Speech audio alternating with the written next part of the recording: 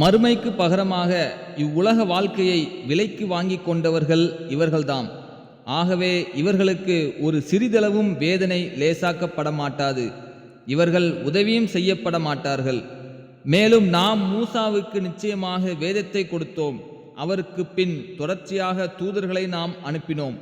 இன்னும் மரியமின் குமாரர் ஈசாவுக்கு தெளிவான அத்தாட்சிகளை கொடுத்து ரூஹுல் குதுஸ் எனும் தூய ஆத்மாவான ஜிப்ரீல் மூலம் அவரை நாம் பலப்படுத்தினோம். உங்கள் மனம் விரும்பாததை நம் தூதர் உங்களிடம் கொண்டு வந்த போதெல்லாம் நீங்கள் கர்வம் கொள்ளவில்லையா? சிலரை நீங்கள் பொய்ப்பித்தீர்கள், சிலரை கொன்றீர்கள்.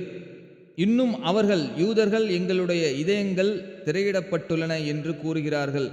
ஆனால் அவர்களுடைய நிராகரிப்பின் காரணத்தால் அல்லாஹ் அவர்களை சபித்து விட்டான். ஆகவே அவர்கள் சொற்பமாகவே நம்பிக்கை கொள்வார்கள்.